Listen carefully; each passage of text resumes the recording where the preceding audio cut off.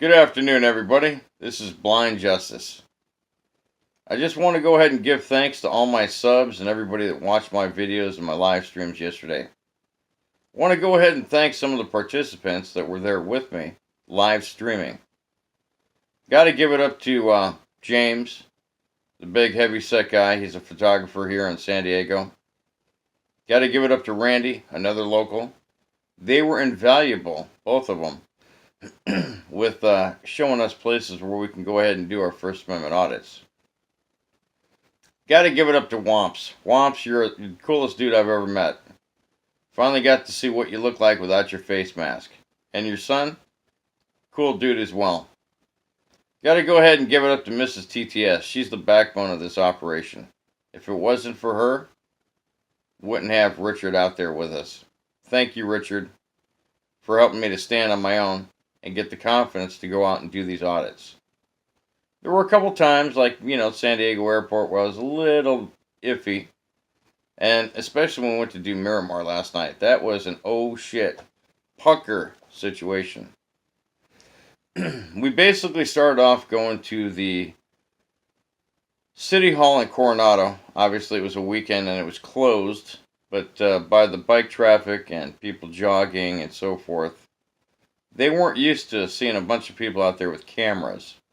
We had a camera crew from KABC, Channel 10.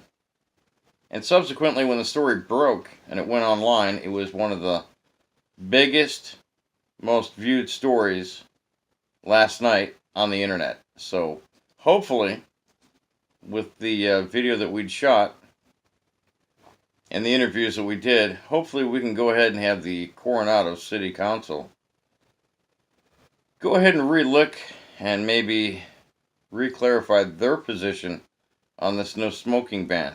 It was the city council, not the citizens, that voted for the no smoking ban in Coronado.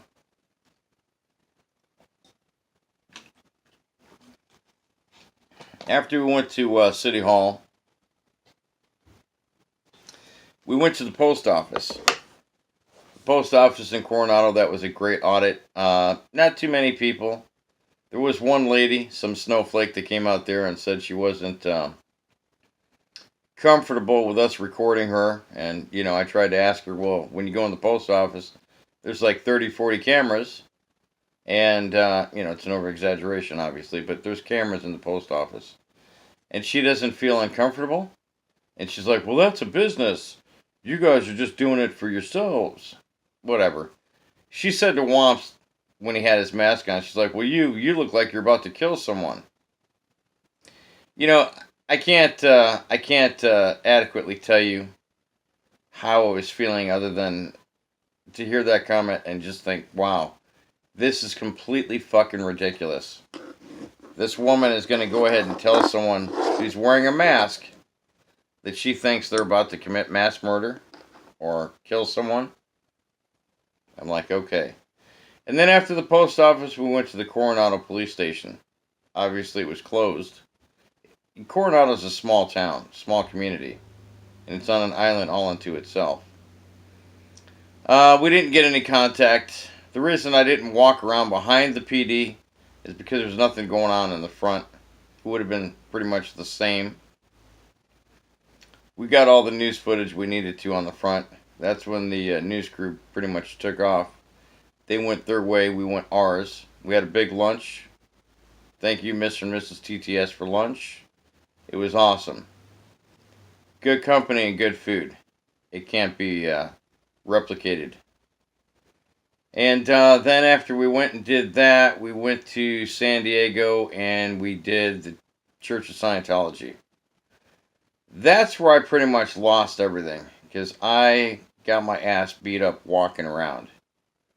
This First Amendment auditing thing, it's no joke.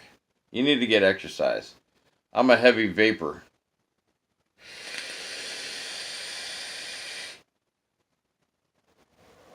And when you're taking long hits all day and then they expect you to get out of the car and walk, it's like drinking and driving. It doesn't go together real well. It's a mess. And then I had to walk up a hill like this that was almost vertical. So, yeah, I need more exercise. I plan on doing that, as well as buying better equipment. At the end of the day, after Scientology, we went to the San Diego airport.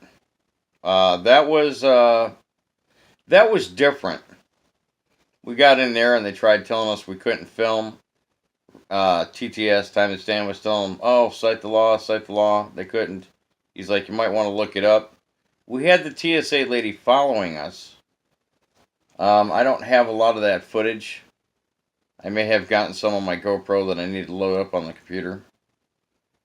And there was an incident when we were leaving the San Diego airport after we had talked to that lady from the TSA, and I got that interview on my GoPro.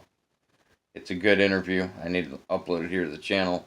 I can't really talk about it until Time to Stand brings it up, but it was hysterical. Public officials being held accountable. That's all I can tell you. Look out for that one. And then at the end of the night, we decided to go out and do Miramar as a tribute to Junkyard News to show him some respect. Because I guess he'd gone out there and did an audit, and he got ganged up on and was threatened with arrest.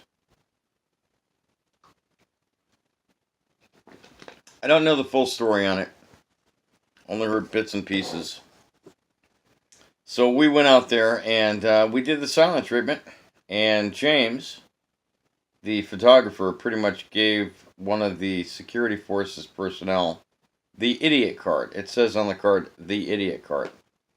As soon as he got that, they backed off. They didn't give us any more bullshit. And there was a green line painted across all 4 lanes. That green line is the marker for that base, that marine logistics base, Miramar. With that line on the ground, if you cross it, you're obviously on federal property. If you're behind that line, you're on public right-of-way, public easement, and they cannot push you off that sidewalk.